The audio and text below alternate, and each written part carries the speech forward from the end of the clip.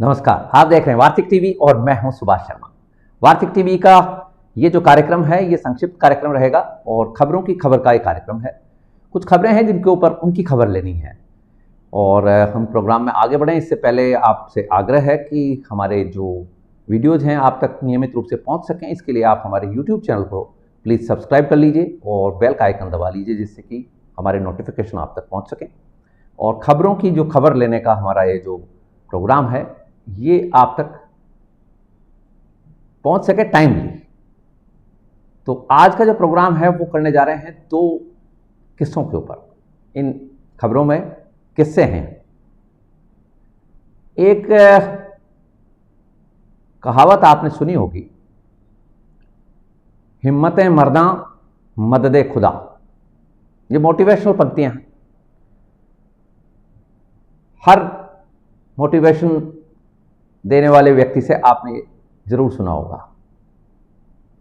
अब वैसे तो बहुत सारी चीजें लोग कहते हैं लेकिन ये हमारे यहाँ बहुत, हमारी कल्चर में, फोक कल्चर में ये बहुत पॉपुलर है, हिम्मत है मर्दा मदद खुदा। लेकिन आपने इसके बाद का नहीं सुना होगा। इसके बाद का है बादशाह की लड़की फकीर से निकाह। तो बात करने वाले हैं आज दो फकीरों की। एक सो कॉल्ड फकीर है और दूसरी सो कॉल्ड फकीरन है। फकीर जो है वो अमेरिका से है और फकीरन जो है वो हमारे देश से है, जो इस वक्त सबसे ज्यादा चर्चित Kolkata doctor rape murder case में वहां की मुख्यमंत्री है। वो अपने आप को फकीर नहीं कहती थी, वो कहती थी कि मैं तो सेवा के लिए आई हूं, मेरे पास तो एक साड़ी है, नीचे सोती हूं। तो उस फकीरनी की भी बात करेंगे, लेकिन सबसे पहले इंटरेस्टिंग मामला है फकीर का। ये तांत्रिक है, अमेरिका का सो कॉल्ड तांत्रिक है, अपने आप को तांत्रिक बताता है और दावा करता है कि वो भगवान से बात कर लेता है। बात यहां ये नहीं है कि वो तांत्रिक है या भगवान से बात करने का दावा कर रहा है या 28 साल की उम्र में पुनर्जीवित होने का, रिजरेक्शन जो ईसा मसीह का बताते हैं बिब्लिकल मिथोलॉजी में। किस्सा ये नहीं है। किस्सा ये है कि इस सो कॉल्ड तांत्रिक और ठग कहे जाने वाले व्यक्ति से नॉर्वे की राजकुमारी शादी कर रही है। इसलिए हमने कहा कि हिम्मत है मर्दा मदद खुदा, बादशाह की लड़की फकीर से निकाह। ये बादशाह की लड़की नॉर्वे के राजा हेराल्ड की पुत्री मार्था लुइस के साथ ये अमेरिका का जो तांत्रिक है ड्यूरेक वेरेट नाम का ये व्यक्ति है, ये शादी कर रहा है। इंटरेस्टिंग बात यह है कि ड्यूरेक वेरेट जो है ये कोरोना काल में कोरोना के ताबीज बेचने का काम करता था। $222 का एक ताबीज इसने बेचा, $222 यूएस डॉलर्स ईच ताबीज। और लोग कहते हैं कि इसने करोड़ों डॉलर कमाए। और नॉर्वे की जनता से जब से इसका परिचय हुआ है तब से नॉर्वे की जनता इसको सबसे बड़ा ठग कहती है, क्योंकि इस अमेरिकी तांत्रिक ने उनकी राजकुमारी से शादी जो करने की तैयारी कर ली, सगाई हो चुकी है, अब कल शादी है और बड़ा शाही लवाजमा लग रहा है। हालांकि नॉर्वे के किंग हेराल्ड ने अपनी पुत्री को राजशाही के सभी कामों से बाहर कर दिया है। प्रिंसेस का टाइटल उसके पास जरूर है, तो राजकुमारी तो रहेगी, लेकिन इस तांत्रिक से शादी के चक्कर में जो शाही कामकाज था, जो रॉयल जो उसकी ड्यूटीज थी मार्था लुइस की, उससे वो हालांकि खुद ही अलग हो गई है और उसने इस तांत्रिक से शादी करने का ऐलान किया। और आप देखिए जरा कि मार्था जो कैरेक्टर है ये नॉर्वे की हिस्ट्री में एक बहुत लेजेंडरी कैरेक्टर है। आप में से बहुत सारे लोगों ने नेटफ्लिक्स के ऊपर एक सीरीज है, उसकी काफी सारी सीरीजेस हैं, वाइकिंग्स में जो रैग्नर वाली सीरीज है, रैग्नर की वाइफ मार्था है, जिस रैग्नर ने इंग्लैंड को लूटा, वेसेक्स के ऊपर अटैक किया, नॉर्थम्ब्रिया के ऊपर अटैक किया, उसी रैग्नर की ये वाइफ है। बाद में रैग्नर ने अपने भाई के साथ में फ्रांस के ऊपर भी अटैक किया था। तो ये मार्था जो कैरेक्टर है ये एक वीरांगना का कैरेक्टर है। ये जो ढाल लेके लड़ने वाली जो महिलाएं थी नॉर्वे की उस समय, ये जो बाहर के जो एक्सपेडिशंस थे उसमें जाती थी। तो मार्था उनमें एक बहुत बड़ा कैरेक्टर है, लेजेंडरी कैरेक्टर है। और नेटफ्लिक्स के ऊपर ये सीरीज है, उसमें हेराल्ड जो नाम है वो भी लेजेंडरी है। यूनाइटेड नॉर्वे का सबसे पहला जो किंग बना, क्योंकि पहले छोटे छोटे ये अर्ल्स थे, तो अर्ल्स ने मिलकर फिर तय किया कि एक लोग गणतांत्रिक तरीके से हम एक राजा का चयन करेंगे, और उसमें किंग हेराल्ड जो है वो पहला राजा बना यूनाइटेड नॉर्वे का। तो उसी हेराल्ड के नाम से ये हेराल्ड चलता आ रहा है। हमारे यहां पर भी राजाओं के नाम से राजाओं के नाम आते रहते हैं, मान सिंह प्रथम, मान सिंह द्वितीय, माधो सिंह प्रथम, माधो सिंह द्वितीय। ऐसे हमारे यहाँ भी जय सिंह, तो हमारे यहाँ भी इस तरह के नाम होते हैं। तो वहां पर भी इस तरह की परंपरा निभाई जाती है कि लेजेंडरी लोगों के नाम से फिर नाम आगे बढ़ते हैं। तो लेजेंडरी कैरेक्टर हेराल्ड की पुत्री 52 वर्षीय मार्था की शादी कल होने वाली है 49 साल के इस तांत्रिक से। तांत्रिक के बारे में बताएंगे आपको भी और, लेकिन पहले मार्था के बारे में बता दें कि मार्था पहले से शादीशुदा थी, डिवोर्स हो चुका है, 3 बच्चे मार्था के हैं अभी। और इस शादी का जो कवरेज है वो नेटफ्लिक्स को दिया गया है। नेटफ्लिक्स इस शादी के ऊपर एक डॉक्यूमेंट्री पेश करेगी, जो आप हम सब देखेंगे भी कि किस तरह की शादी हुई है। अब कल जो शादी है उसके बारे में सुनने में आ रहा है कि एक मैगजीन को, हेलो मैगजीन को इसका कवरेज का राइट दिया गया है, और एक आध कोई और मीडिया प्लेटफॉर्म से, सोशल मीडिया पर शायद इंस्टाग्राम को दे रखा है, बाकी नेटफ्लिक्स को है, सॉरी हेलो मैगजीन को है और नेटफ्लिक्स को है। तो लेकिन कल शादी जो है वो शाही तो होगी, रॉयल तो होगी, क्योंकि इसमें स्वीडन के राजा भी आ रहे हैं, और बताया जा रहा है कि नावों के ऊपर भोजन दिया जाएगा। ये वहां की परंपरा में एक बहुत जिसको कहते हैं रॉयल टच। वहां फ्यूनरल भी जो है, यदि किसी का बड़े आदमी का फ्यूनरल किया जाता है तो उसको नाव में फ्यूनरल दिया जाता था। अब तो खैर क्रिश्चियनिटी आ गई है, तो अब तो बरियल होता है वहां। लेकिन जो वहां की नॉर्स माइथोलॉजी थी, जिसके ऊपर वाइकिंग सीरीज बनी हुई है, नॉर्स माइथोलॉजी में किसी भी मृतक की देह को नाव के ऊपर रखे, पूरा उसका सामान रख के, सुसज्जित करके, फूलों से सजाकर, और उसको नाव में बहाया जाता था, और फिर उसके ऊपर तीर से आग लगाई जाती थी। उसको पायर कहते थे। पायर वैसे फायर उसी तरह का शब्द है। तो पायर, अब पायर का मतलब पायस भी है, पवित्र मतलब है उसको। तो नॉर्स माइथोलॉजी में तो बरियल का मामला नहीं था, वो जलाते थे, और जहां कहीं लकड़ी कम होती थी तो वहां वो बरियल कर देते थे। लेकिन क्रिश्चियनिटी पूरी तरह से जब आ गई वहां, तब से फिर वहां बरियल अब लगभग नेसेसिटी टाइप ही है। वो बरियल होते हैं, कब्र बनती है और कब्रों के ऊपर नाम लिखा जाता है। लेकिन उस जमाने में इस तरह का मामला होता था। तो नाव में बरियल और नाव में खाना, मतलब पार्टी नाव में होना। तो जैसे सनातनी कल्चर में है कि दाह को, मतलब अग्नि को दाह किया जाता है, लेकिन शुभ काम में भी अग्निहोत्र किया जाता है, तो अग्नि को पवित्र मानते हैं। वहां ये लोग जल को पवित्र मानते हैं। जल को इसलिए पवित्र मानते हैं क्योंकि इनका नेविगेशन का सारा काम जल से है। नाविक जो हैं वो ये बहुत ज्यादा बड़े नाविक हुए हैं, और बाद में आपने देखा है कि जब ये यूरोप के बाकी देशों में पहुंच गए, फिर ये इंग्लैंड से, और बाद में जो एक्सपेडिशंस हुए यूएस के, ऑस्ट्रेलिया के, साउथ अमेरिका के, इनमें भी इन लोगों का काफी बड़ा योगदान है, क्योंकि ये सेलर्स बहुत बड़े सेलर्स थे।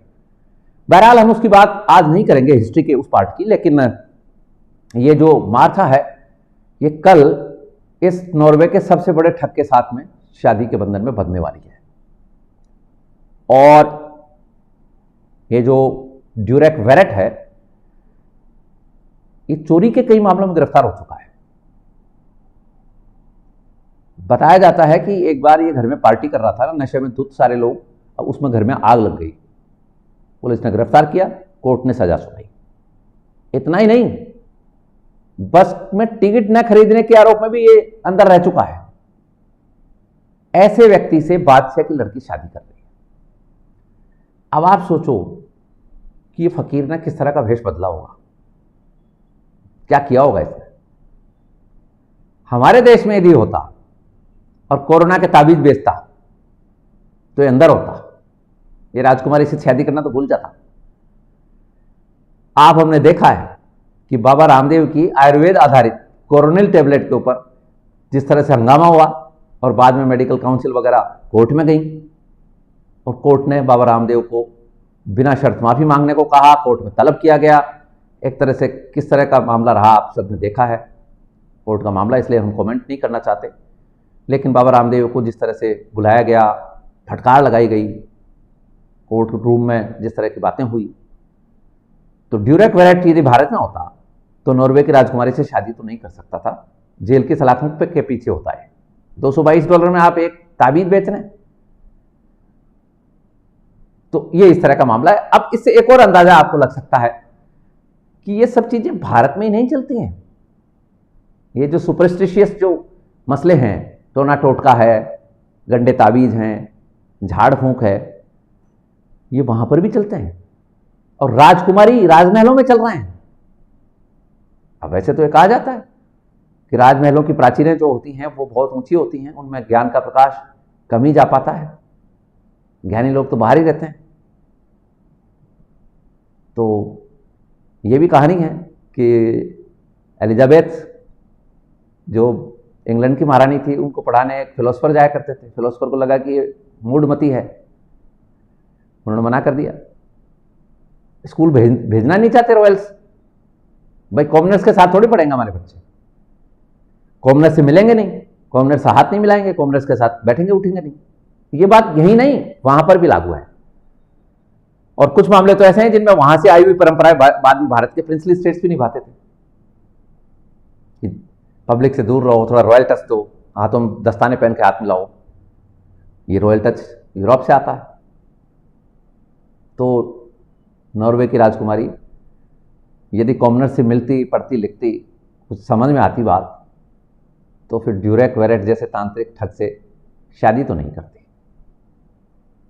इस फकीर ने जिस तरह टोना टोटका का स्वांग रच के और जनता को ठगा, $222 में एक ताबीज बेचा, लोग मूर्ख बन गए।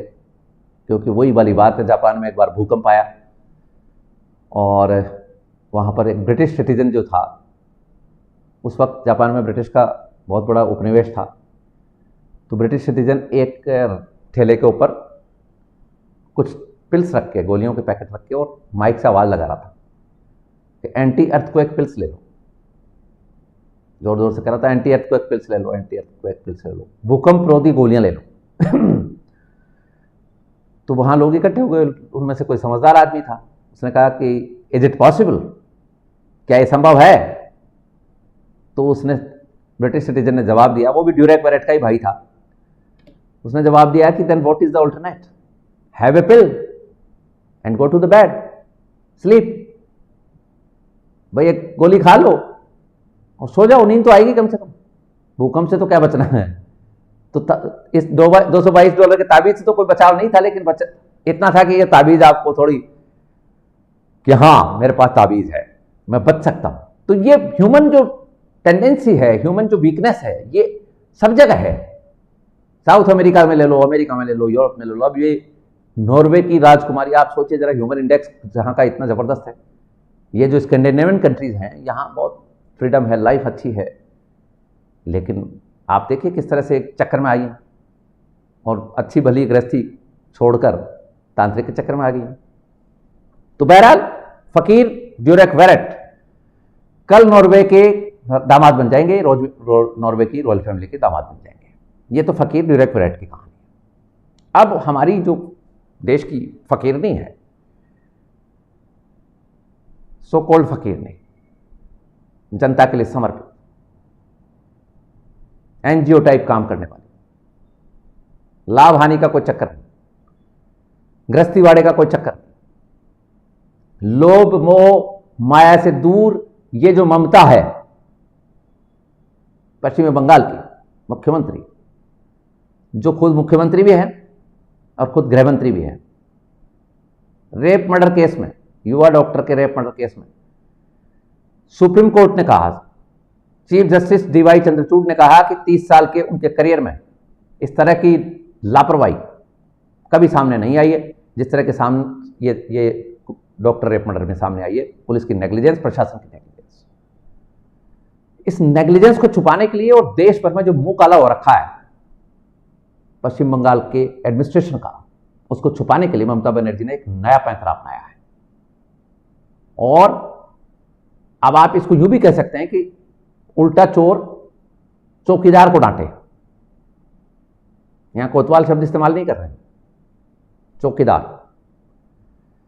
8 दिन पहले पीएम मोदी को चिट्ठी लिखी, आज एक दूसरी चिट्ठी लिखी है, चिट्ठी के ऊपर चिट्ठी। पहले लिखी हुई चिट्ठी के ऊपर मंत्री हैं, उन्होंने जवाब दिया कि भाई आपके यहां पर जो स्पेशल कोर्ट्स हैं, आप डिमांड कर रही हैं कि स्ट्रिंजेंट कानून लाया जाए, इफेक्टिव कानून लाया जाए रेप मर्डर के मामलों में, लेकिन आपके यहां जो कोर्ट्स हैं, फास्ट ट्रैक कोर्ट्स हैं, पोस्ट जो कोर्ट्स हैं, वो तो काम ही नहीं कर रही। तो आज जवाब देते हुए लिखा है कि मेरे यहां कोर्ट्स काम कर रही हैं, और उसमें भी एक जो एक्ट है वो केंद्र सरकार का आड़े आ रहा है, जिसमें रिटायर्ड जजेस को लगाया जाता है, जबकि रिटायर्ड जजेस को न लगाकर जो रेगुलर जजेस हैं उनको लगाया जाए। तो बाकी स्टेट वाले तो रेगुलर जजेस लगा रहे हैं, आप भी लगा लो, उसमें ऑप्शन होगा। लेकिन वही है कि ठीकरा फोड़ना।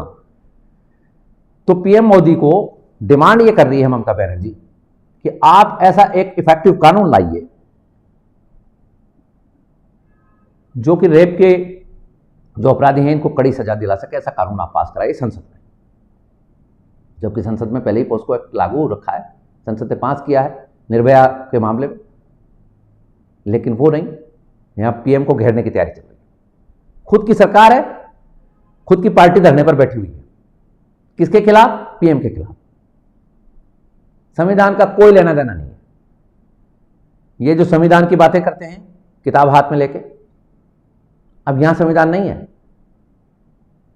संविधान के मुताबिक आप स्टेट की मुख्यमंत्री हैं, आपको धरने प्रदर्शन को डील करना है, उनकी डिमांड पूरी करनी है, और आप खुद धरने प्रदर्शन में हैं, और खुद ही धरने पे बैठ गई थी वो तो, खुद ही चीफ मिनिस्टर, खुद ही होम मिनिस्टर। ये इस तरह का मामला है। तो एक अच्छी खासी इमेज वाली पॉलिटिशियन जब शुरुआत में आती है तो किस तरह के वादे करती है, आप देखें जरा, कि मेरे आगे पीछे कौन है, मैं जनता की सेवा के लिए आई हूं, मैं तो सूती साड़ी पहनती हूं, मैं तो सूती कपड़े पहनती हूं, मेरा ना कोई घर है। अब आप देखिए जरा, सत्ता का इतना लोभ है कि सत्ता छूटे नहीं छूट रही है। भतीजे को आगे कर रखा है और खुद आगे खड़ी हुई है, किसी तरह की कोई रिस्पॉन्सिबिलिटी लेने के लिए तैयार नहीं। अब प्रधानमंत्री की घेराबंदी इसलिए कि कल को 356 आर्टिकल इन्वोक हो तो कह सके कि देखो हमने तो केंद्र को चिट्ठी लिखा थी, ये तो केंद्र के हाथ में था कानून बनाना। जबकि आईपीसी सीआरपीसी तो लागू है, तो रेप और मर्डर के मुलजिमों को सजा मिलती है कि नहीं मिलती है? पहले भी मिल रही है, निर्भया के मामले के बाद और सख्त हो गया है। आप इंप्लीमेंट तो करिए, लेकिन कानून अपनी जगह है, लेकिन अपने चहेते प्रिंसिपल को बचाना जरूरी है। अब आप बहाने कर रहे हैं। तो ये एक फकीरन की स्टोरी आपके सामने है, किस तरह से जनता के आगे चश्मा चढ़ाया जाता है पद प्राप्ति के लिए। केवल पद मिल जाए बस बहुत है, उसके बाद हम इससे चिपके रहेंगे, हम छोड़ेंगे नहीं। फिर चाहे कुछ भी हो, फिर चाहे मॉरल इमोरल, झूठ तैताल, प्रपंच, षड्यंत्र, ऐसी बातें बोलकर जनता को एक तरह से उलझाए रखना, इस तरह का काम चल रहा है। एक बहुत ही जिसको कहते हैं ब्राइट एंड अपराइट पॉलिटिशियन उस समय उभरी थी,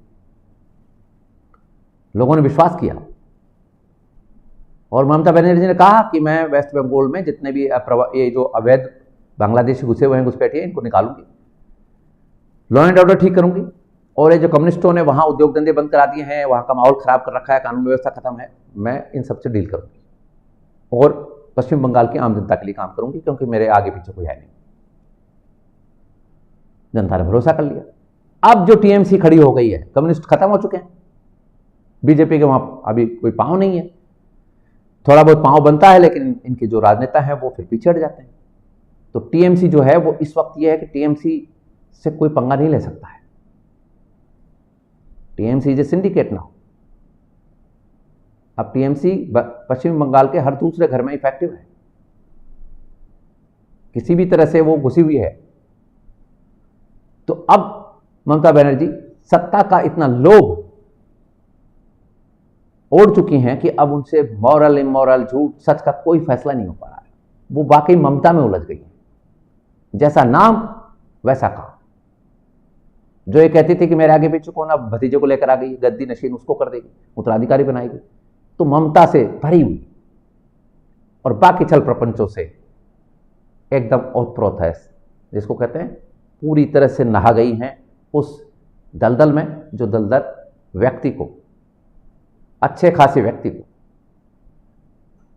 इस बात के लिए जनता की नज़र में लाता है कि आप कहते क्या हैं और आप करते क्या हैं। कथनी और करनी में कितना आप में फर्क आ गया है, और किस लिए? महज कुर्सी से चिपके रहने के लिए।